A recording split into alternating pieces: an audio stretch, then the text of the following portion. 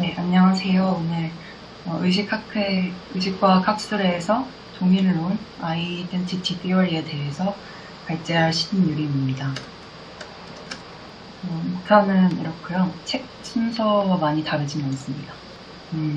먼저 심리철학 책 1부에서 과연 심적 상태, 멘탈 스테이트란 무엇인가에 대한 여러 가지 주장들을 살펴보고 있는데요. 1장 듀얼리즘 이원론에서는 실체 이원주의, 그리고 속성 이원주의 이런 것들에 대해서 살펴봤죠.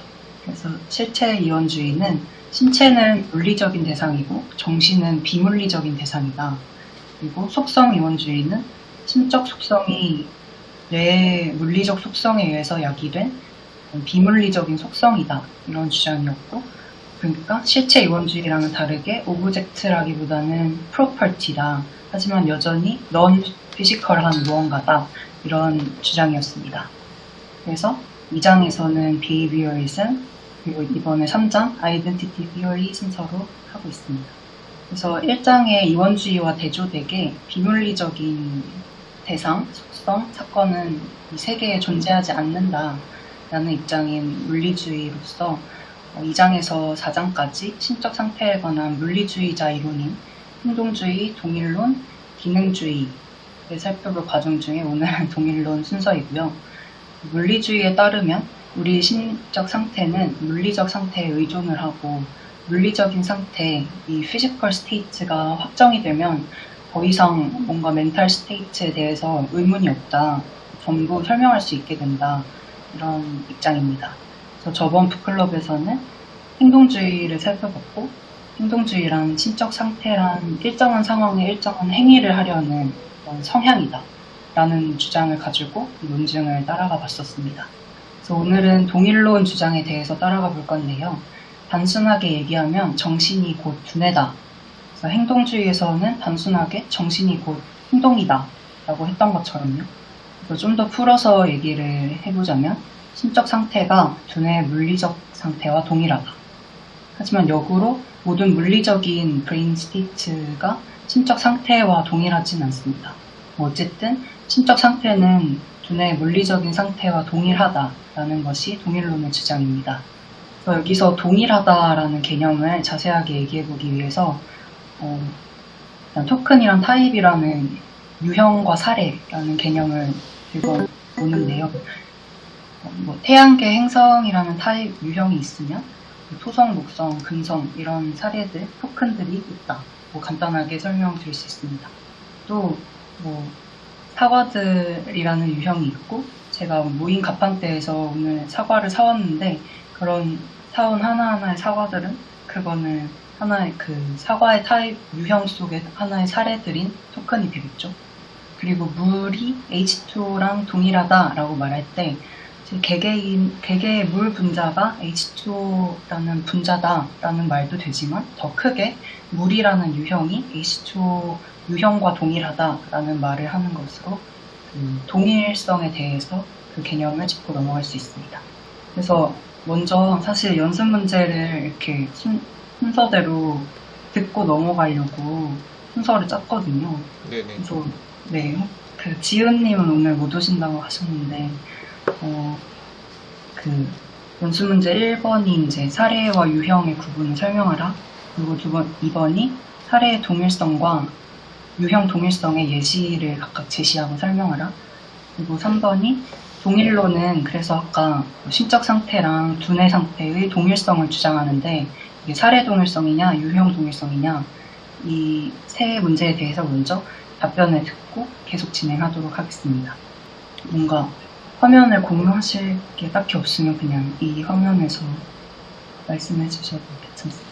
1번이 그 지우님에 해당하는데 안 계시니까. 네, 안 계시니까 그냥 아까 설명한 이걸로.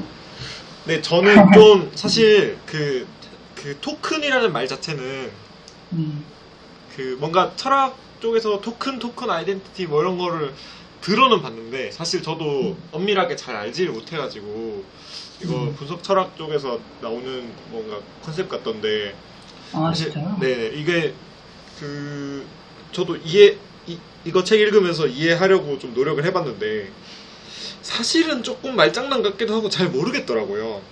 그래서 유형은 말 그대로 뭔가 그냥 인간, 개, 뭐. 여러 가지 사례들이 포함된 뭔가 공통적 특징을 지닌 집단 같은 것 같고, 사례는 그 안에 개개의 객체 같은 느낌인데, 근데 사실은 그냥 여기서 뭐 H2O랑 물이 똑같다 뭐 이런 식으로 뭔가 얘기하기에는, 그래서 여기서는 뭔가 모든 사례가 다 동일하니까 뭐 유형 동일로 뭐 이런 식으로 얘기를 했던 것 같은데, 근데 그거는 그냥 분자는 사실 어느 분자 다 똑같으니까 그런 식으로 그쵸, 얘기할 수 있지만, 뭐 인간은 뭔가 되게 바운더리가 애매하잖아요. 네. 인간은 뭐 별로 안 애매하긴 한데, 그래도 뭔가 예를 들어서 뭐 남자 뭐 이러면 그러면 뭔가 그렇잖아요. 그래서 그냥 편의적인 구분 같다는 생각이 들었어요. 논리적으로 얘기하기 위해서. 그래서 유형이 동일하다, 사례가 동일하다, 이거 물론 2번에서 얘기하겠지만 네. 구분을 지을 수는 있는데 그게 그냥 실질적으로 철학적 어떤 논의를 벗어나서 무슨 큰 의미가 있을까 하는 생각이 들긴 했습니다. 맞아요. 너무 엄밀하게 다가가서 좀. 그러니까 이게 같다라는 게 무엇인가를 따지기 위해서 뭔가 철학자들이 되게 맞아요.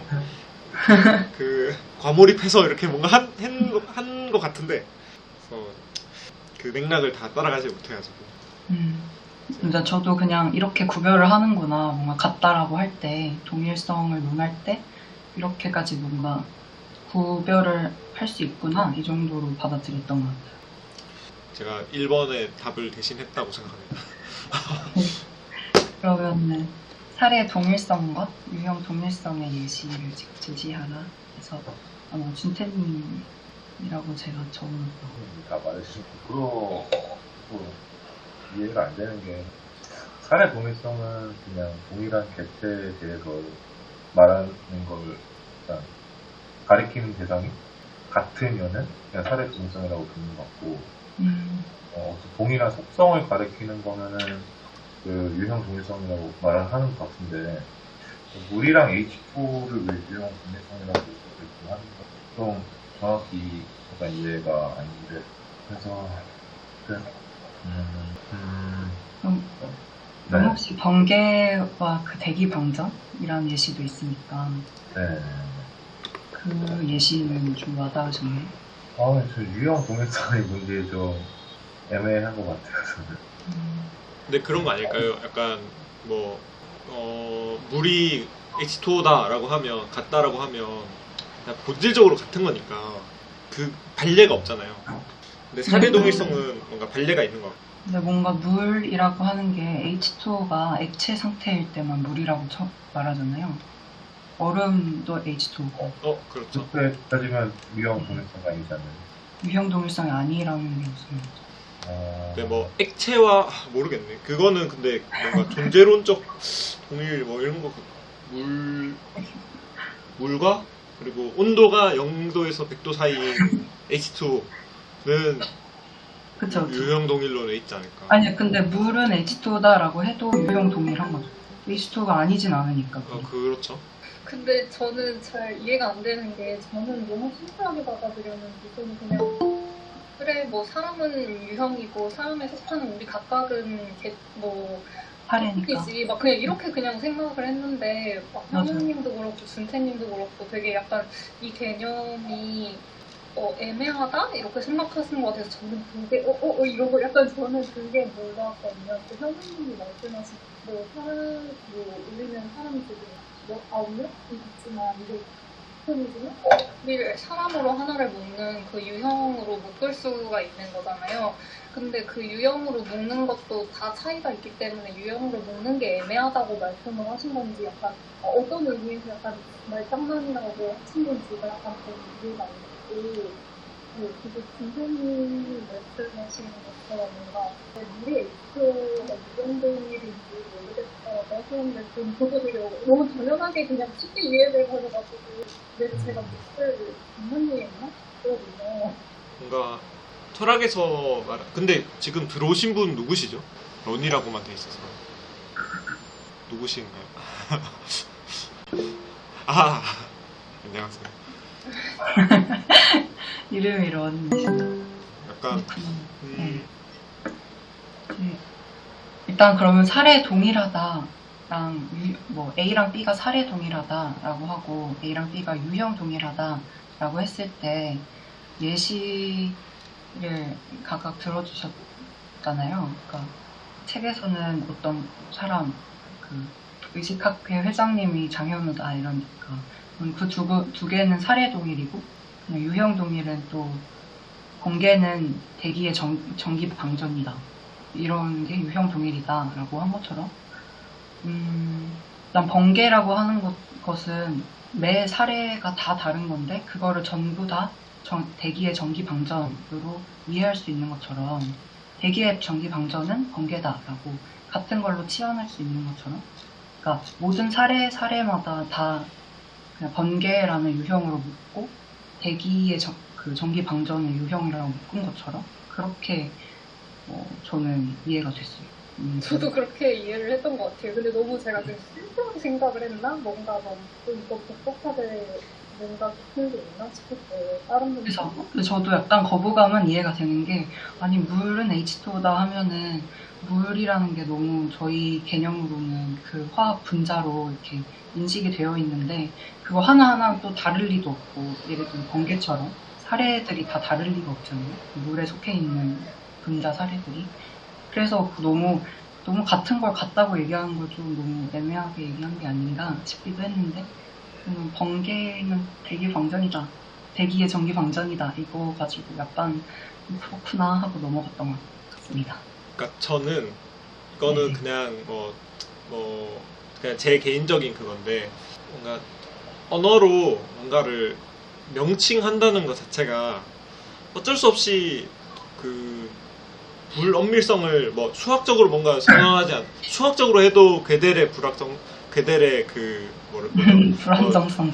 그 불안정성이 존재하는데 말로 뭔가 물이라고 얘기하는 것 자체가 그 안에 뭔가 논리적으로 여기까지 딱 물이고 나머지는 아니고 그런 게 아니라고 생각하거든요. 그냥 편의적으로 우리가 이거를 분류해서 이런 식으로 뭐 이런 식으로 생긴 물체 이런 식으로 생기고 또 먹었을 때 뭐 갈증이 해소되고 뭐 이런 물체를 우리가 물로 부르기로 한 거지. 그쵸. 물이라는 말 속에 뭔가 논리적 엄밀성은 없다고 생각해서.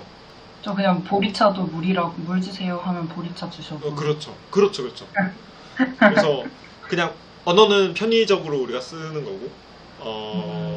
그래서 유형이라는 것도 이제 물이라는 게 오히려 뭐 물이라는 어떤 게 우리는 여기서 유형으로 나오지만 뭔가 액체라는 더 큰 유형에서 말하자면 그게 하나의 토큰일 수도 있잖아요, 물이. 그러니까 유형이랑 사례의 관계가 뭔가 그 원소와 집합의 관계에 같다는 느낌이라면 그게 그렇게 잡는 것 자체가 우리의 그냥 인식적인 그냥 인간의 어떤 아비트리한 초이스로부터 나온 이제 그냥 물 이렇게 흘러가는 거.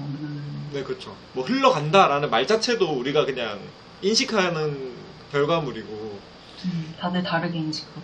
엄청 느린 타임스케일에서 보면 모든 게 다 흐르는 것처럼 보일 수 있잖아. 그냥 우리는 이게 그냥 이 정도 속도로 그 유동성을 지니고 있으니까 얘가 흐른다고 생각하고 뭐 유리도 뭐 엄청 오래 놔두면 뭐 흘러내릴 수도 있고 뭐 그렇잖아요. 그래서 그런 아비터리함이 느껴져서 이제 유형, 사례 뭐 이런 식으로 얘기하는 게 좀 분석 철학자들의 좀 무리한 시도 아닌가 뭐 이런 생각을 하는데 잘 모르는데 함부로 비판은 안 되겠죠. 저도 현우님이랑 그 똑같은 부분에서 이해가 잘 안 됐던 건데 예를 들어서 인간이 있고 뭐 최초의 유족보행 영장류라고 한다면 그걸 뭐 유형 동일이라고도 볼 수 있고 사례 동일이라고 볼 수 있을 것 같아요. 왜냐면 뭐 저는 인간이고 뭐 최초의 유족보행 뭐 영장류라고 한다면은 영장류 아니죠. 하여튼 뭐 다른 종류의 뭐 유족이라고 한다면은 제 입장에서는 유형 동일, 그 인간과 뭐 최초 이족 보행 이 두 개가 유형 동일론일 수도 있는 거고, 근데 반대로 이게 또 사례 동일일 수도 있다고 생각을 하거든요. 종의 관점에서. 잘 이해가 안 됐어요. 사례 동일일 수 있다는 게.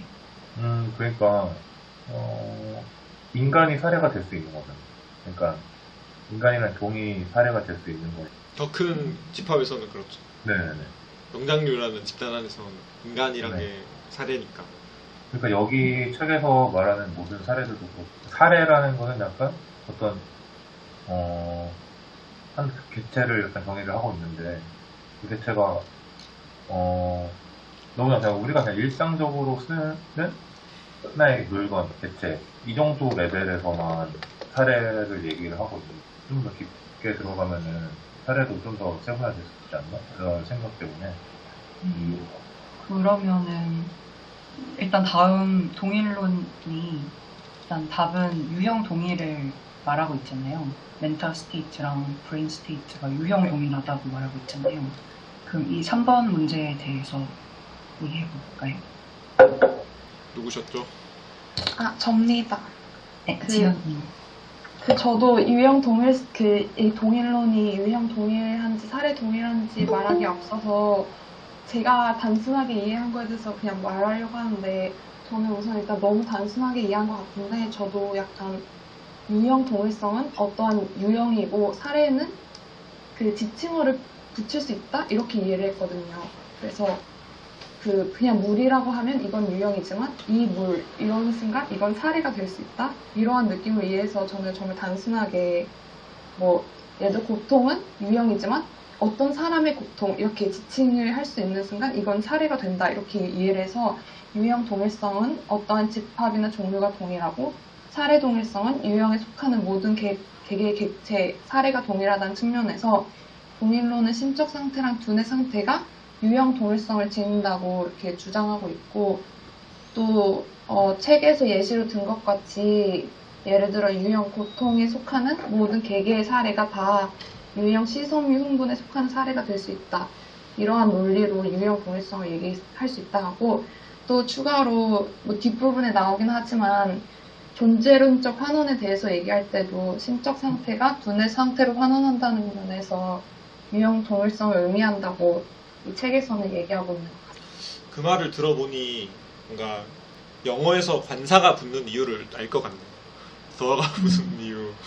어가 붙으면 뭐 유형이고, 더가 붙으면 사례고. 이제 네, 저도 그렇게 단순하게 이해해가지고 그냥 이것 저것 이렇게 붙일 수 있으면 그건 바로 붙이는 순간 사례가 된다 이렇게 그냥 이해를 했거든요. 그럼 영어로는 관사가 붙는 순간 사례인 게 아닐까요? 안 붙으면 그러니까 유형. 정관사가 붙으면 이제 사례인 거죠. 음, 어가 붙으면 사례 아니면 사례일 수도. 모르겠어요. 네. 그렇겠네요. 그래서 그럼 일단은 계속 얘기가 나올 개념이니까 들으면서 뭔가 저도 그렇고 이해를 해본다고 생각하고 넘어가도록 하겠습니다. 우선 그 다영님이 들어오셔서 아니, 네 반갑습니다, 다영님. 인사하고. 지금 그 카메라나 마이크 잘 되시나요, 혹시? 저희 다들 조금씩 어려움을 겪었어서 못 하시는 건지 안 하시는 건지 알 수 있을까요? 채팅을 통해 뭔가 연결이 안 되시는 것 같아요. 힘드네요.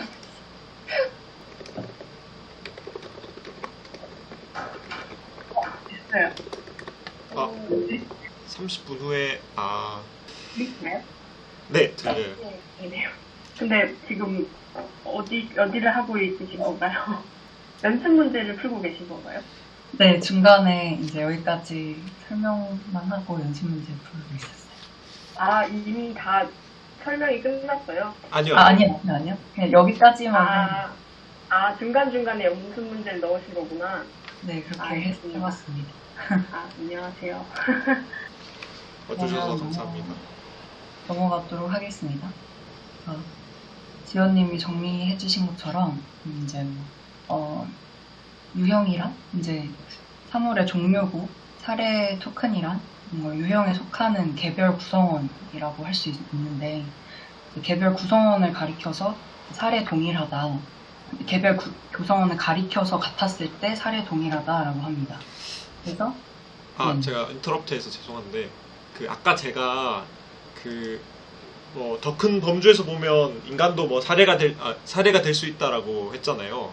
네, 포유류 중에 인간이란 사례 모르죠. 네, 근데 지금 제가 막 위키피디아 뒤지면서 이해하려고 하고 있는데 네네. 지금 예를 들어서 지금 77쪽의 책에 딩고 그 들개 얘기가 나오잖아요.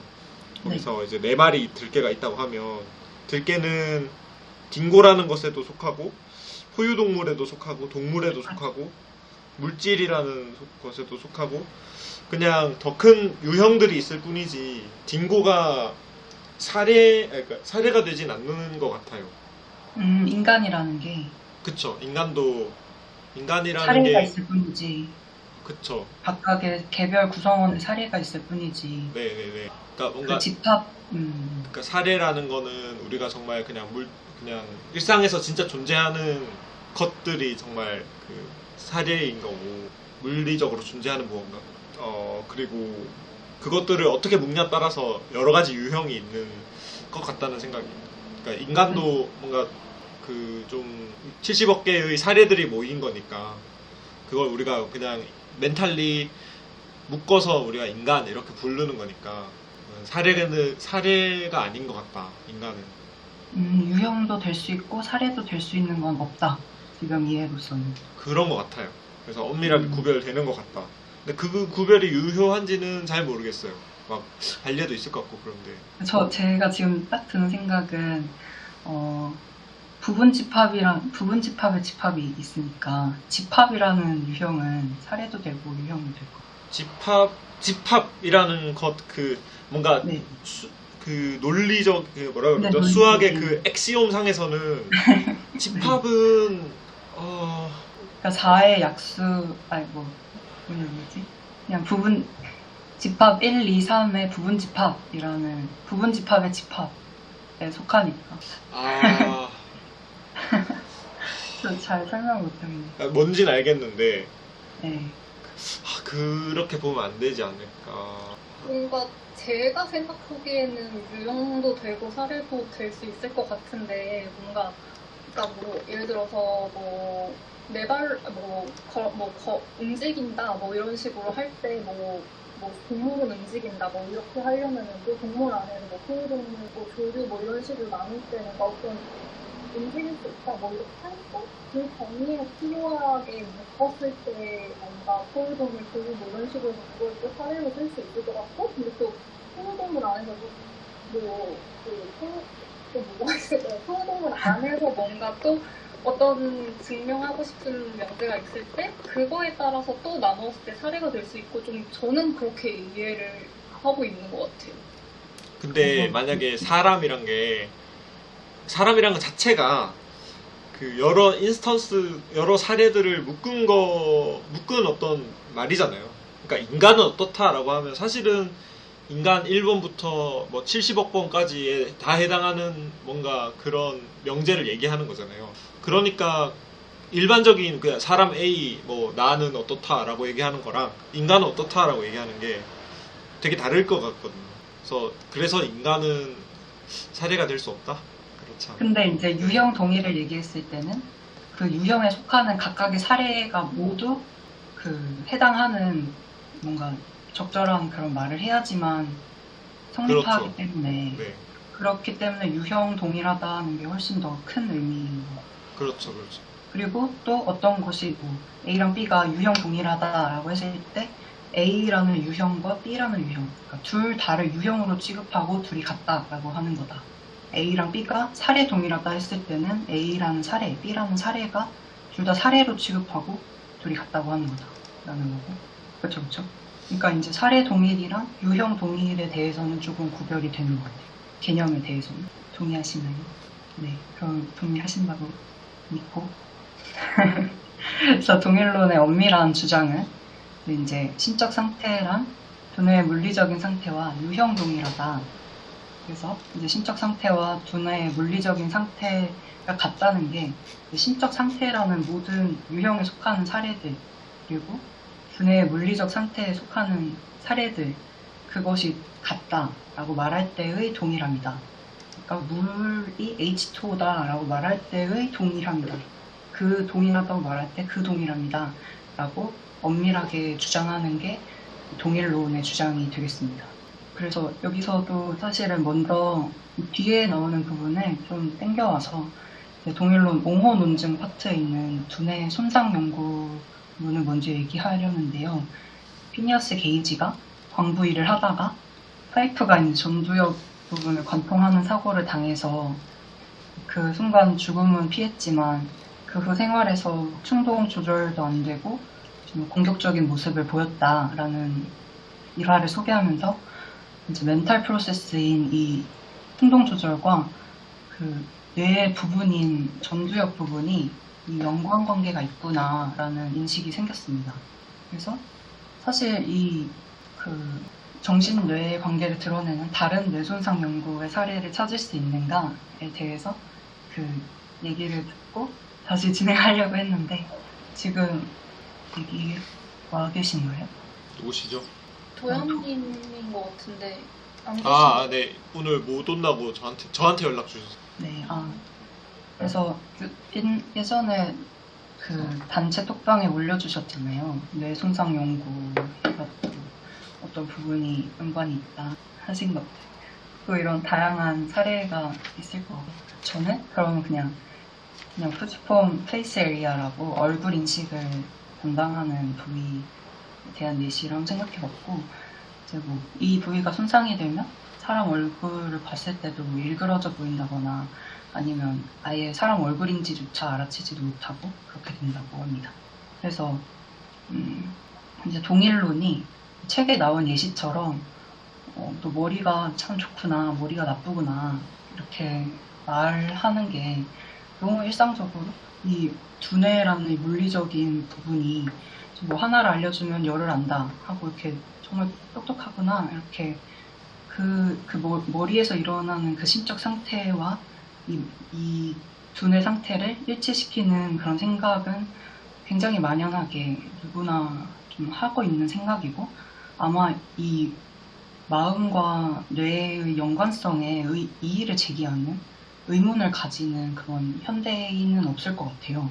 그런 의미에서 동일론이 왜 저 유형 동일을 주장하는가에 대해서 조금 찾아봤는데 바로 단순성의 원리에 의해서이다. 가지고 이게 이제 한 사람한테 일어나고 있는 일을 충분히 기술하기 위해서는 뭐 물리적인 과정들뿐만 아니라 그의 의식 상태도 언급하여야만 할 것이다. 이것들이 두뇌 과정과 상관관계가 있다는 것은 도움이 안 된다. 여기 빨간 밑줄 그은 부분인데, 그것들이 상관관계에 있다고 말하는 것은 곧 그것들이 그 외의 어떤 것이라고 말하는 것이기 때문이다.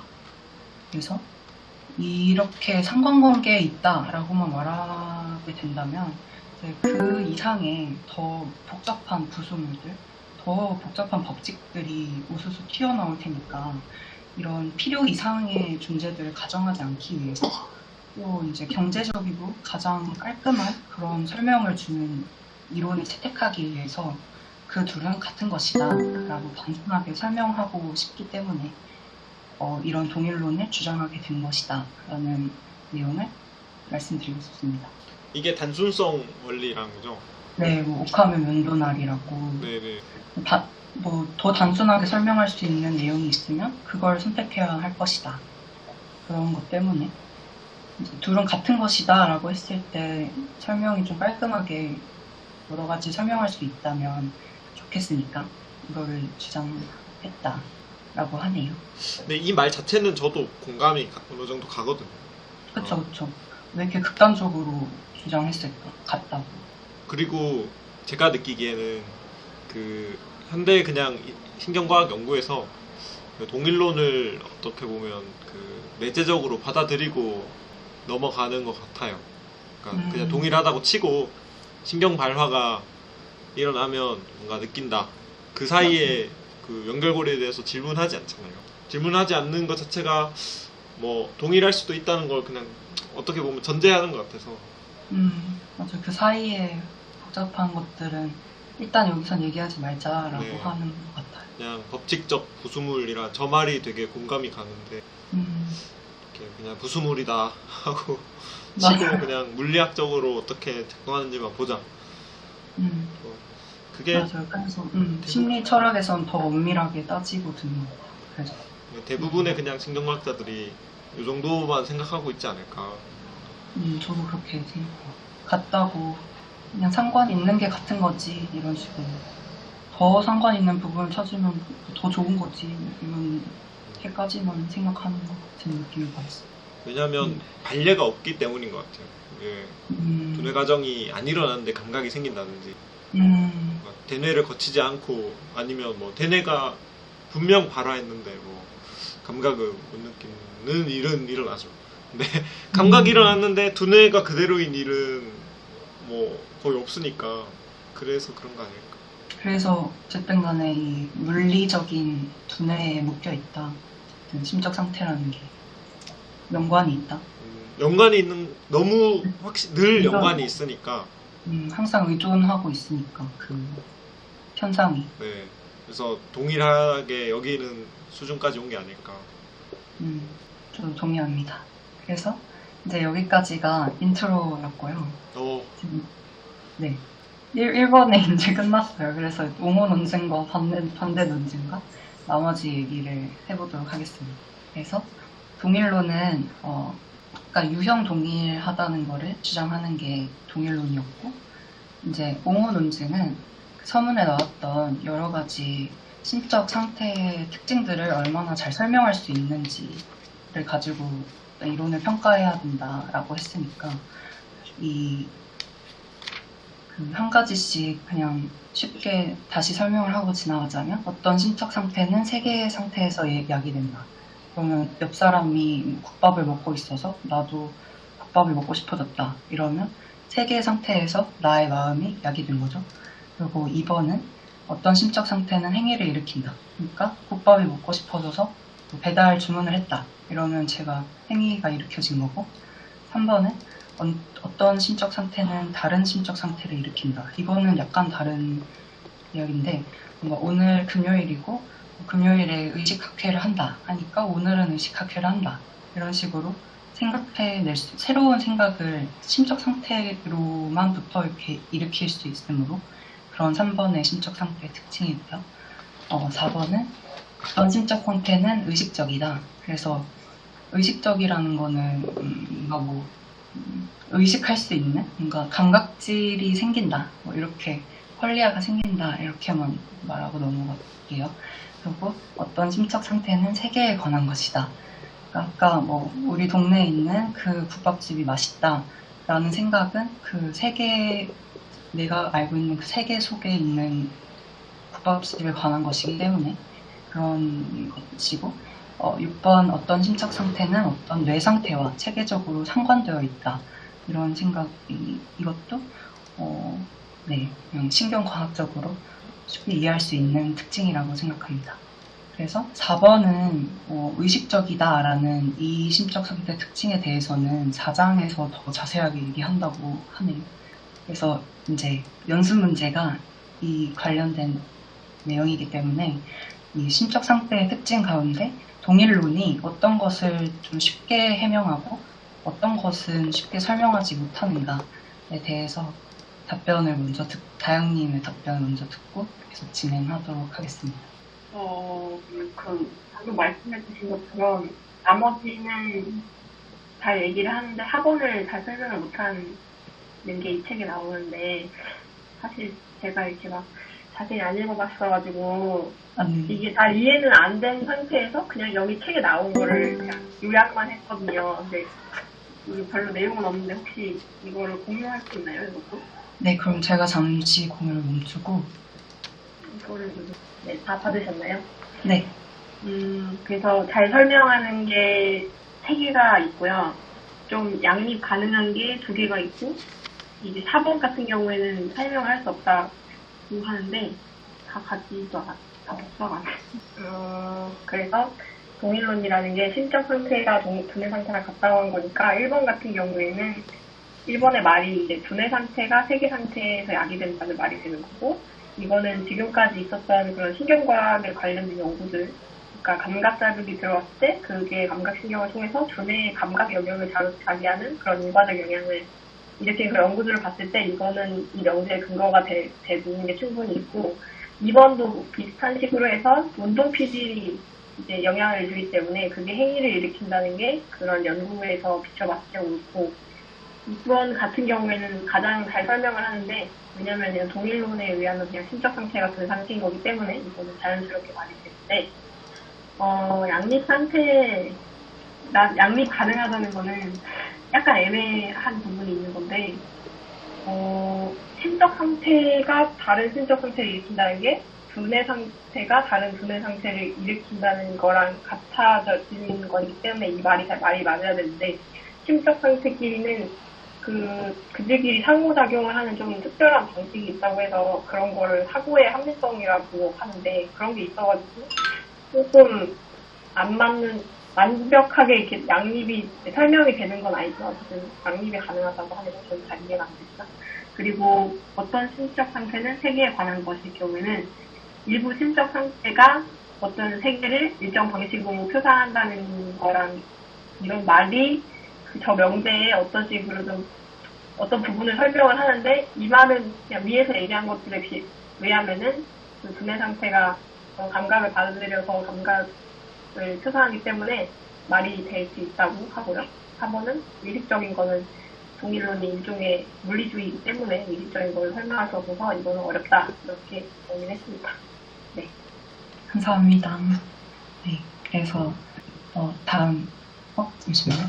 다음 장에 저도 되게 비슷하게 잘 이해가 안 되는 부분이랑 쉽게 설명이 되는 부분이 이렇게 나뉘었는데, 일단 심적 상태 이퀄 두뇌 상태라고 유형 동일하다고 일단 치환할 수 있다고 했기 때문에 6번은 자연스럽게 설명한다 이렇게 넘어갈 수 있고, 1번은 두뇌의 시각 영역, 시각적으로 받아들인 세계 상태가 두뇌의 시각 영역에 해서 약이 되기 때문에 자세하게 설명할 수 있고, 어떤 심적 상태는 행위를 일으킨다도 운동 피질로서 설명할 수 있고, 3번은 사고의 합리성 관련해서 6장에 정신에 관한 계산 이론 장에서 살펴본다고 하고, 또 5번도 어떤 심적 상태는 세계에 관한 것이다. 이것도 9장 내용 이론에서 더 살펴볼 수 있다고 합니다. 그래서 1번, 2번, 6번은 좀 비교적 쉽게 해명하나 다른 특징들은 좀 일단 직관적으로는 해명되지 않는 부분이 있다. 이렇게 넘어갈 수 있을 것 같아요. 그래서 옹호 논증이 끝났고요. 반대 논증은 이제 동일론을 반대한다는 것은 동일하지 않다, 또는 동일하지 않은 관례만 나와도 동일하지 않은 거기 때문에, 먼저 라이프니츠의 동일자 식별 불가능성 원리라는 것을 통해서 이제 A와 B가 동일하다면 A가 가진 모든 속성, B가 가진 모든 속성이 다 일치해야 되기 때문에, 그런 원리에 의해서 예시는 고통이라는 게 C5 파이링으로 될 수 있으므로 모든 고통의 속성과 화면 공유가 안 돼 있었군요. 잠시만요. 네, 이렇게 아까 설명하고 넘어갔고, 지금 이제 반대 논증 부분을 발표하고 있었습니다. 그래서 고통과 C5 파이어링이 모든 속성을 다 같이 갖고 있어야만 이게 같은 거라고 할 수 있었는데, 고통이라는 멘탈 스테이트와 C5 파이어링이라는 피지컬 브레인 It's 10 스테이트가 o'clock. 네. 그랬는데, 이제 이 고통이라는 멘탈 스테이트가 가진 프로퍼티는 되게 다양할 수 있고, 또 특히 되게 찌릿한 날카로운 고통이 있을 수도 있고, 그렇다. 그리고 C5 파이어링도 사실 책에서는 약간 변명식으로 말초신경이긴 한데 그냥 브레인 스테이트로 말한다라고 하면서, C5 파이어링도 여러 가지 이런 물리적 상태가 가지는 속성들을 가질 수 있다라는 걸 짚고 넘어갔는데, 이제 책에 나온 내용은 고통은 내 발에 있지만 C5 or firing은 내 발에 있지 않다. 그리고 고통은 날카롭지만 날카로운 속성을 가지지만 C5 or firing은 날카로운 속성을 가지지 않는다. 그리고 고통은 주기를 가지지 않지만 C5 or firing은 주기를 갖는다 라고 하면서 이 두 예시로 든 A라는 pain이라는 멘탈 스테이트와 C5 or firing이 동일하지 않다. 그러므로 동일 그 멘탈 스테이트와 브레인 스테이트가 동일하다라고 주장하는 동일론은 틀렸다라는 논증을 제기합니다. 그리고 두 번째로는 복수 실현 가능성이라는 건데 여기서도 6번 문제 설명을 먼저 듣고 진행하도록 하겠습니다. 복수 실현이라는 거는 심적 상태를 실현하는 하나 이상의 물리적 상태가 존재한다 라는 개념입니다. 6번은 서현님이신가요?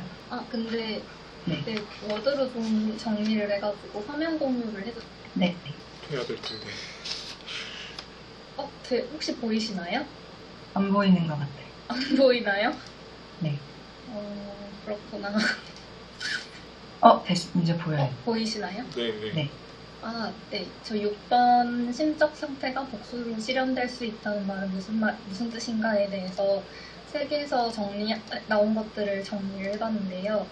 첫 번째로 유형 동일성을 얘기를 하는데, 예를 들어서, 그러니까 여기서는 아까 C섬유 분이 정확하게 고통을 의미하지는 않을 수 있지만 여기서는 논증을 위해서 여러 가지를 가정을 하고 있는데 인간에게 고통이 C섬유 흥분이 있는데 오징어가 C섬유를 갖지 않지만 우리가 오징어가 고통을 경험하고 있다는 거는 알고 있잖아요. 그리고 또 다른 예시로 외계인이 시스템프 두뇌를 갖고 있어도 외계인도 고통을 경험할 수 있다. 그래서 고통은 다른 종류의 생물에게는 다른 종류의 물리 상태와 동일하다. 그래서 고통이 이렇게 복수 실현이 가능하다라는 점을 이야기를 하고 있고, 그래서 여기에 대해서 제한적 유형 동일론을 통해서 이런 유형 동일성을 종으로 제한을 해서 적용을 하면 인간에서는 C섬유 흥분이랑 고통이 같고 오징어에선 D섬유, 외계인에선 E섬유다. 이런 식으로 제한적 유형 동일론을 얘기를 할 수 있는데, 근데 그렇지만 또 그 다음에 사례 동일론인데 단일한 종 내부에서도 차이가 존재한다. 예를 들어서 인간 B가 에펠탑이 8이 있다는 걸 믿고 B도 그렇게 믿지만 이런 신념이 A의 머릿속에 저장된 방식이랑 B의 머릿속에 저장된 방식, 정확한 방법은 다르다.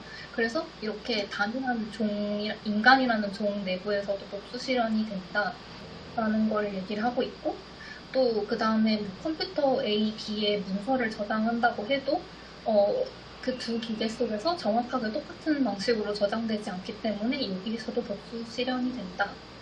그래서 이렇게 복수 실현은 단일한 종으로 제한을 하더라도 이렇게 복수 실현이 발생을 한다라고 이야기를 하고 있습니다. 그래서 이런 식으로 이루어지는 게 복수 실현이라고 말을 하고 있고, 지금 예진님이 안 계신 것 같은데, 그래서 그 다음에서는 복수 실현이 근데 그 동일론은 유형 동일성을 얘기를 하고 있기 때문에 이렇게 복수 실현이 가능해서 동일론이 반박이 된다라는 이야기를 하고 있습니다. 너무 잘 정리해 주셔서 감사합니다. 마지막에 어떻게 반박이 된다고요? 제가 딴 생각을 해가지고. 유형 동일 3상에서 말하고 있는 동일론이 유형 동일성을 얘기를 하고 있기 때문에 이렇게 복수 실현이 되는 예들이 있어서 동일론은 틀리다? 이렇게 반박할 수 있다. 네네. 감사합니다. 갑자기 화면 공유가 안 되기 시작했어요. 저는 중지를 했는데도 안 되네요. 네네. 아니면 재접속 해보시겠어요? 네? 재접속 해보시겠어요? 네, 그렇게 해볼게요. 애로사항이 많고. 그럼 지금 누구 화면이 보이고 있는 건가요? 지금 아무도 안 보이고 있어요. 보이는 것 같아요. 네, 이제 보여요. 소리가 안 들려요. 네, 그래서 복수 실현, 심적 상태를 실현하는 하나 이상의 물리적 상태가 존재한다라는 게 복수 실현인데, 복수 실현 가능성에 의해서 동일론이 비판되는 점까지 서현님이 잘 설명해 주셨습니다.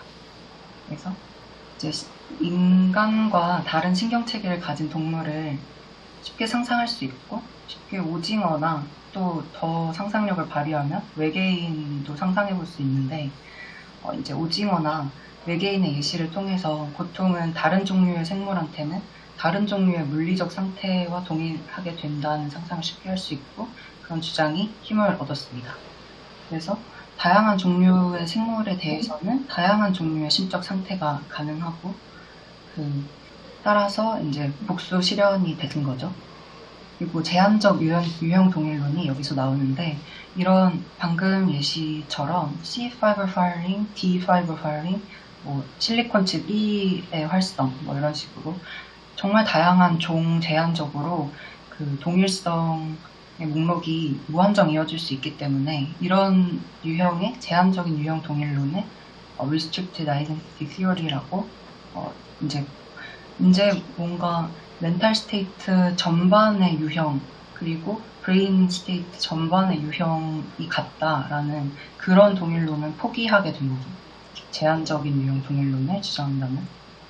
그리고 다음은 사례 동일론인데, 이제 이 친구들이 뭐 왼쪽의 친구는 영어를 알고 오른쪽 친구는 영어 알파벳을 모른다고 하면, 이제 이 똑같은 알파벳을 보고도 그 심적 상태가 실현되는 방식은 또 사례마다 다를 수 있기 때문에, 이게 이제 또 결국에는 종 제한적 유형 동일론도 포기하게 되고 사례 동일론까지 이제 계속 뒷걸음질 치게 되는 거죠.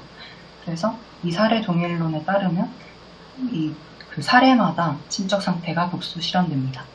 그래서 반대 논증까지 살펴봤고, 이제 마지막으로 환원적 물리주의와 비환원적 물리주의에 대해서 얘기를 나눠보도록 하겠습니다. 그래서 비환원적 물리주의와 환원적 물리주의라는 이런 개념을 심리철학을 공부하면서 계속 맞닥뜨리게 된다고 하는데, 이 환원적 물리주의는 유형 동일론과 같다고 할 수 있다고 하고, 비환원적 물리주의는 사례 동일론과 같다고 할 수 있다고 합니다. 그래서 이 결론에 도달하기 위해서 이제 그 연습 문제가 8번이 이론간 환원과 존재론적 환원에 대해서 설명하시오 이거였는데, 이 얘기를 들어보고 이제 진행을 하도록 하겠습니다. 네. 전데요. 네. 글을 안 써가지고 조금 부끄러운데요. 일단 말로 하자면, 제가 생각하기로는 이론간 환원은 같은 현상을 더 자세한 언어로, 용어로 기술하는 것을 의미하는 것 같습니다. 그래서 뭐랄까, 뭐 고전역학이 이제 양자역학이나 아니면 뭐 더 낮은 뭐 통일장 이론이나 Theory of Everything 뭐 이런 걸로 이제 그 기저에 있는 이론을 등장해서 설명을 시킬 수 있게 되면, 그러면 기존의 그 고전역학에서 설명되던 현상들이 이제 더 상세하게 기술되기 때문에, 그런 게 이제 이론간 환원이라고 말할 수 있을 것 같고, 존재론적 환원은 여기서 말하는 거는 다른 줄 알았던 두 대상이 하나인 것으로 밝혀지는 것을 존재론적 환원이라고 얘기를 하는 것 같아요. 그래서 사실 정확하게 뭐 어떻게 다른 건지 저는 잘은 모르겠는데, 그러니까 보통 이제 존재론적 환원의 대상이 되는 거는, 그러니까 다른 학문에서 별개로 얘기하던 것들이, 뭐 뉴로사이언스에서 뭐 40Hz의 어떤 신경 파이어링이라고 했던 것, 그리고 심리학에서 뭐 공포라고 얘기했던 것, 이게 둘이 다르지 않더라 라고 말하는 거. 예를 들어서 뭐 생명이라고 하면, 이제 우리가 생명의 정체를 어떤 기능으로서 설명을 하잖아요. 근데 이거는 뭐 제 생각에는 이론간 환원에 해당할 것 같은 게, 예전에는 뭐 그러니까 이제 생명이라는 현상을 뭐 생기론이나 뭐 이런 엘란 바이탈 이런 좀 비물리적인 에너지를 가지고 용어로 기술을 했다면 그게 더 엄밀한 자연과학적 방법론을 통해서 생식이나 뭐 발달이나 이런 것들이 생명 현상에 그게 모여 있으면 생명 현상이 되더라 라고 해서 그 이론적으로 이게 환원을 했다 라고 볼 수 있을 것 같고, 또 존재론적 환원 같은 경우는 여기서는 뭐 물과 H2O도 나오지만 심령과학에서 이제 그 기억이라는 거를 예로 들 수 있을 것 같아요. 그래서 기억이란 게 우리가 그냥 그 심리학을 신경과학을 배제하고 기억이 뭐 워킹 메모리가 뭐 7개 정도 저장할 수 있고 또 어떤 식으로 분류가 되고 이런 식으로 심리학에서 우리가 그 기억을 학문적 관점으로 접근을 했는데, 근데 1900년대 뭐 초 이럴 때는 기억이 뭔지를 몰랐죠. 근데 이제 그 신경 시냅스의 어떤 연결망의 변화 뭐 이런 게 이제 이게 기억의 그 기원이더라 이런 거를 5, 60년대 중반에 이제 에릭 캔들 씨가 밝히셨죠. 그래서 뭐 서로 별개인 줄 알았던 두 대상이 하나인 것으로 밝혀진, 이게 곧 기억이다. 그 시냅스의 플라스티시티가 그 기억이다 라고 존재론적으로 환원된 게 아닌가. 너무 자세하게 잘 설명해 주신 것 같아요. 뭔가 이론간 환원이라고 했을 때, 그러니까 계속 뭔가 여러 가지 생명이라던가 기억이라던가 이런 식 예시를 들어주신 것처럼 한 이론에서 한 이론에서 되게 얘기되고 있던 것들이 다른 이론에서 도출됐을 때 그 두 개가 교량 원리에 따라서 전자의 용어와 후자의 용어를 동일화해가지고 전자가 후자로 이론간 환원된다. 이렇게 말할 때 intertheoretic reduction이다. 뭐 이럴 때 이런 환원이라는 용어를 쓰고, 또 존재론적 환원이라고 하면 두 현상이 유형 동일할 때, 계속 얘기해왔던 유형 동일할 때 다른 종류의 현상이 한 종류의 현상과 존재론적으로 서로 환원될 수 있다는 거죠. 근데 뭐 물은 존재론적으로 H2O로 환원된다 했을 때 뭔가 H2O는 거꾸로 물로 환원되지 않는다 했을 때 뭔가 물이라고 아까 애매하게 느꼈던, 우리가 언어적으로 애매하게 느꼈던 그런 점들이 이제 H2O라고 했을 때는 확실히 훨씬 명확하고 화학적인 대상에 적용되는 그런 과학이 더 범위가 넓고 엄밀하니까 물이라는 애매했던 그런 존재를 H2O로 존재론적 환원이 될 수 있기 때문에 이럴 때 ontologically reduced 됐다 이렇게 말한다고 합니다. 그래서 이제 우리가 오늘 보던 identity theory는 reductive physicalism이라고 환원적인 물리주의라고 볼 수 있다고 하는데요.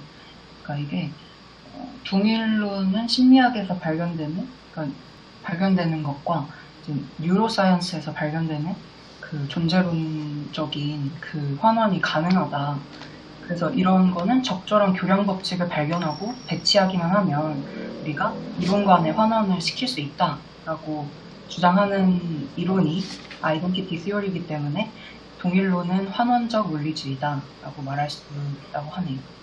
그리고 아까 말했던 뭐 사례 간에 우리가 뭐 종이 같아도 사례마다, 그러니까 유형이 같아도 유형이 속하는 개별 구성원마다 다를 수 있는 그런 형식의 더 좁아진 동일론, 사례 동일론은 비환원적 물리주의라고 해서 이제 사례 동일성만을 인정하는 그런 사례 동일론은 이제 심적 상태와 두뇌 상태 간에 적절한 교량 법칙을 이제 단순하게 발견을 할 수 없고 그런 법칙이 존재할 수 없기 때문에 비환원적이다.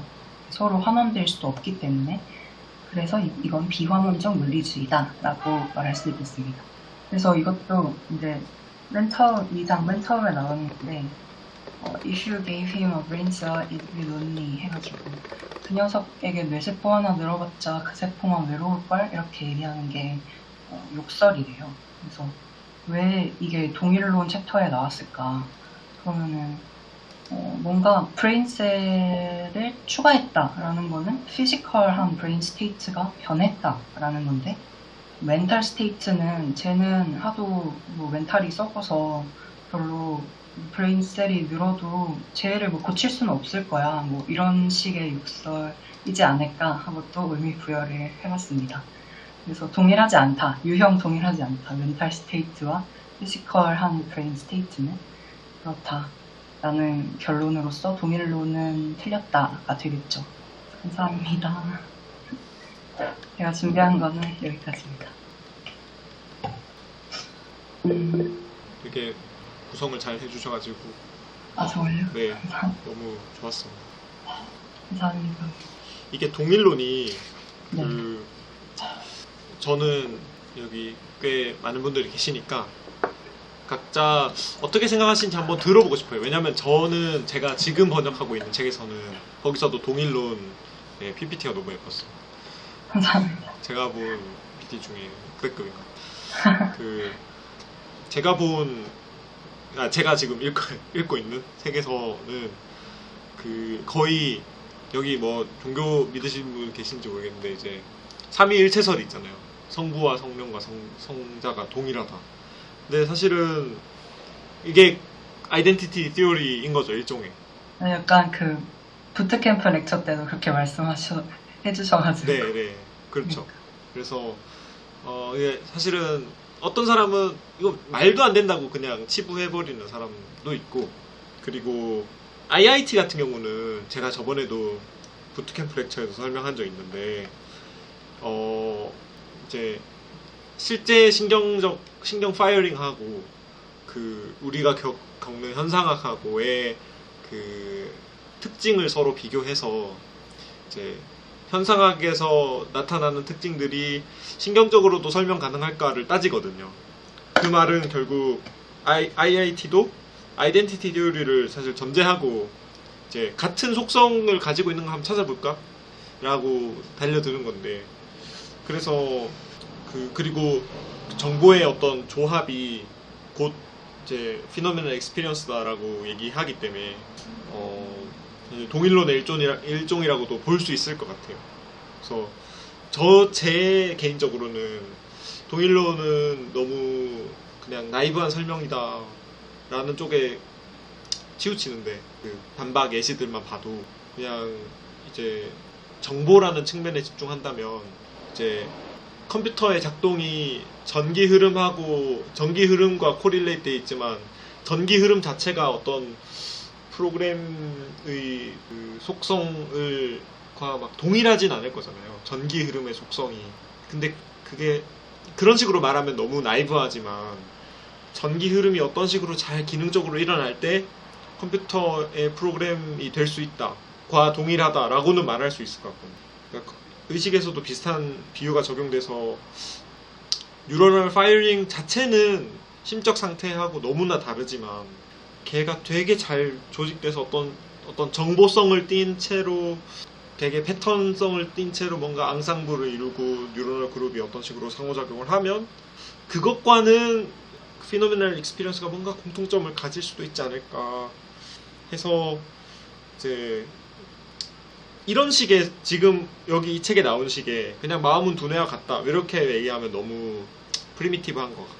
그래서 이 다음 장이 기능주의인 것 같아요.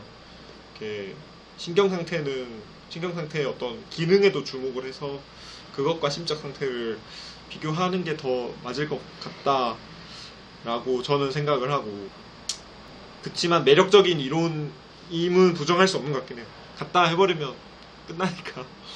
그래서 다들 어떻게 생각하셨는지 들어보고 싶습니다. 사실 홍기님이 원래 동일론 담당이셨는데 제가 기능주의 이게 배정이 됐었거든요. 네. 홍기님 어떻게 생각하시나요? 혹시 계시는? 런님이 아직 계시는. 혹시 다시 한 번만 질문 말씀 그냥 부탁드려도 자유롭게 코멘트 그냥 부탁드립니다. 동일론에 대해서. 서현님은 어떻게 생각하세요? 저도 생각 중이었는데 제가 지금 생각하기로는 독에서는 유형 동일론이 유형 동일성을 동일론에서 말하고 있다. 그러니까 반박이 된다. 여기 이 챕터에선 그렇게 말했는데 참 동일하다는 게 꼭 유형 동일이 아니라 뭐 사례 동일이라든지 그 범주가 굉장히 다양할 수 있는 거니까 뭐 되게 뭐 정보나 이런 걸 IIT에서 말하듯이 그런 식으로 뭔가 저는 그래서 동일론을 유형 동일성으로 한정시키지 않으면은 좋은 이론이라고 생각을 하고, 근데 말씀하신 것처럼 아까 뭐 컴퓨터에서 어떤 전기의 흐름이 나중에 뭐 어떻게 우리한테 어떤 프로그램으로서 나타나고 이렇게 되는 게 이거 뭐 전기의 흐름이 이렇게 되는 것이 뭐 이 프로그램이다 뭐 이렇게 딱 동일하다 이렇게 얘기를 할 수 있으려면 좀 더 지금 이 시기에 관해서는 그거에 대한 좀 더 연구가 이루어져야지 그게 진짜 동일하다고 할 수 있을 것 같고, 그래서 저는 연구가 많이 이루어지면 동일하다고 할 수 있지 않을까? 그렇지만 지금 상태로는 그렇게 우리가 납득하기에는 부족한 상태인 것 같다. 이 정도 생각인 것 같습니다. 근데 어쨌든 참 어려운 문제라든지 설명적 갭처럼 그걸 설명할 수 있을지도 모르겠어요.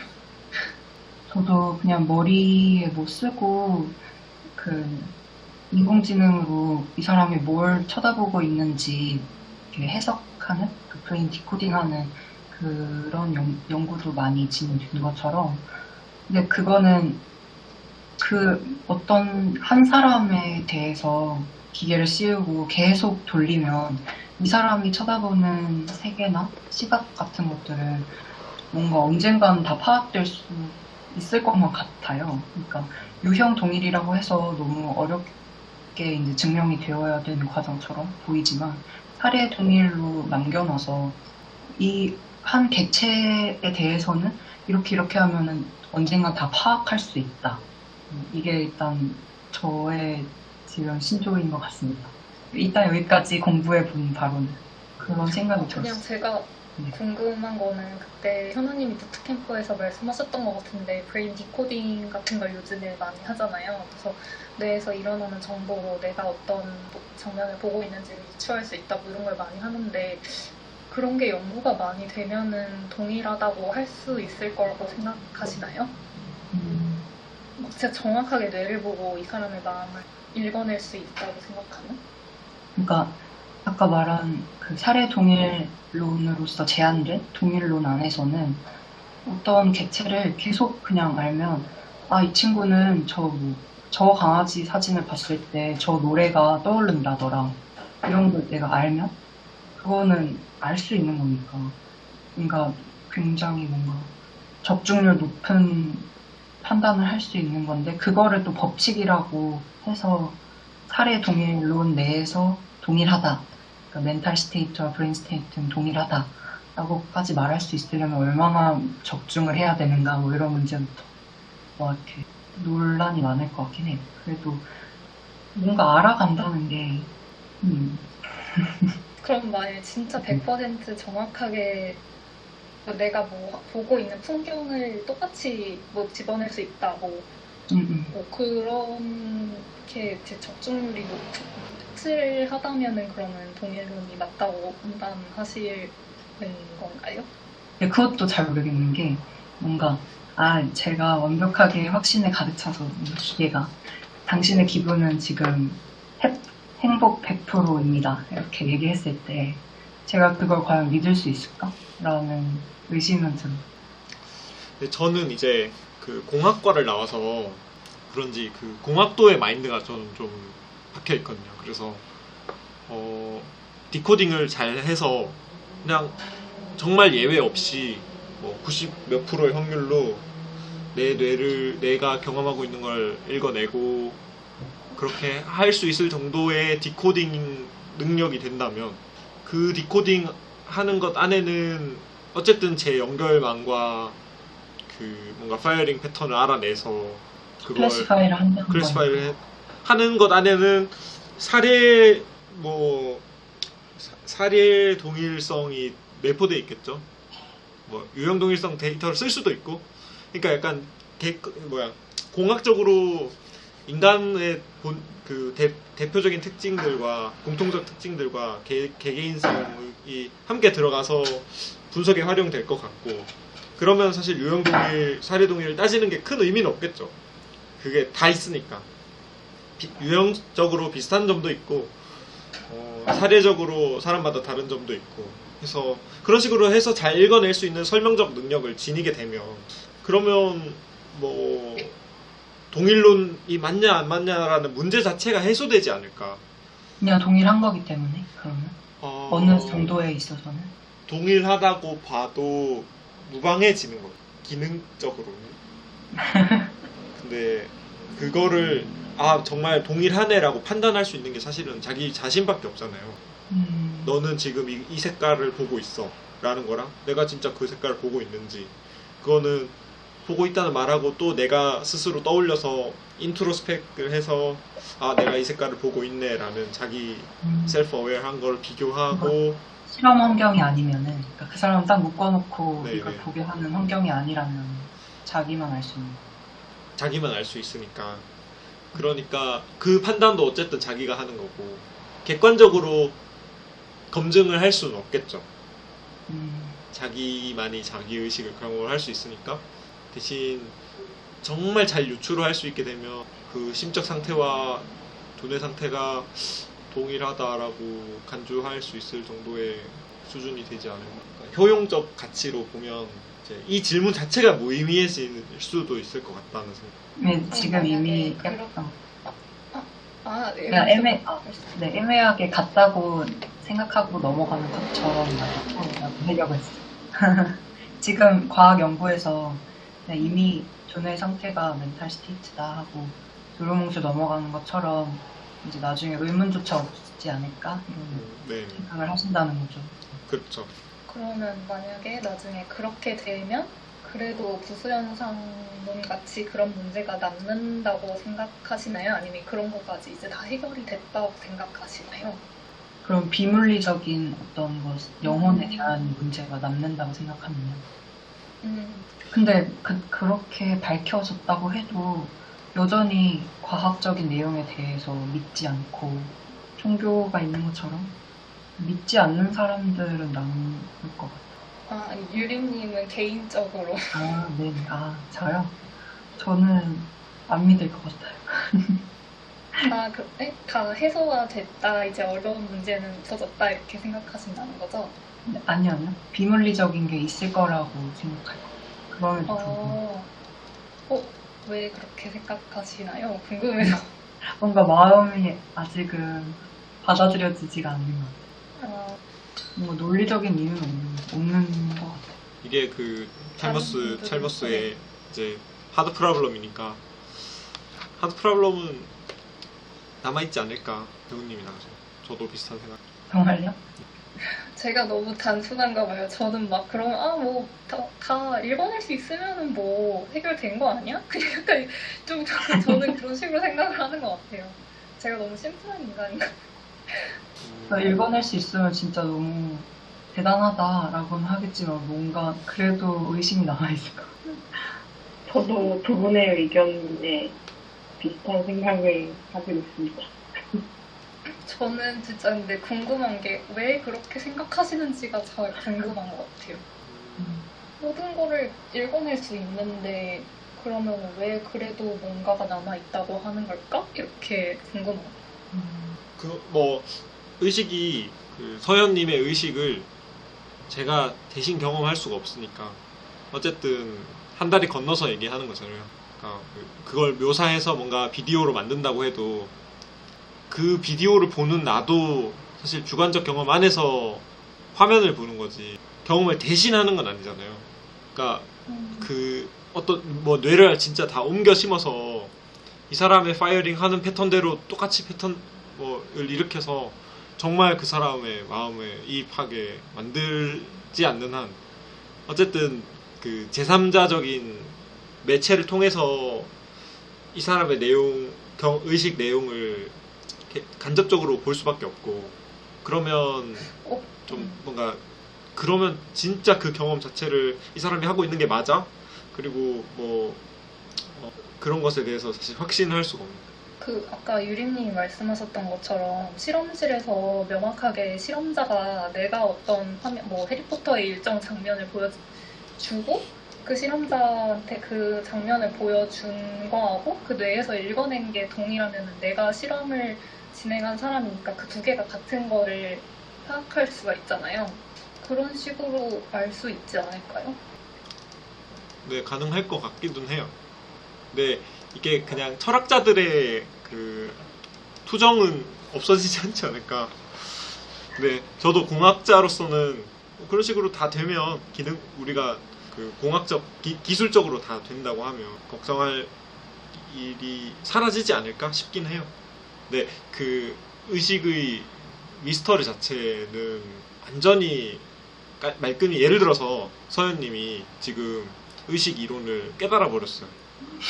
뭔가 깨달아 버렸어. 왜 내가 개인적 경험을 하는지. 그걸 이해한다고 해도 그 개인적 경험 자체를 뭐 껐다 켜거나 뭐 이럴 수는 없을 거잖아요. 이해하는 거랑 실제랑 좀 다르지 않을까. 뭐 완전히 이해한다면 조절할 수 있지 않을까요? 완전히 이해한다면. 막 메커니즘까지. 네, 막 그렇게 하면 내 의식을 맘대로 조정할 수 있지 않을까요? 조정할 수 있을 것 같아요. 뭐 회로를 뭐 어떻게 해갖고 기억을 만들든지 못 보던 걸 보게 한다든지 그런 식으로 엔지니어링을 할 수 있을 것 같은데.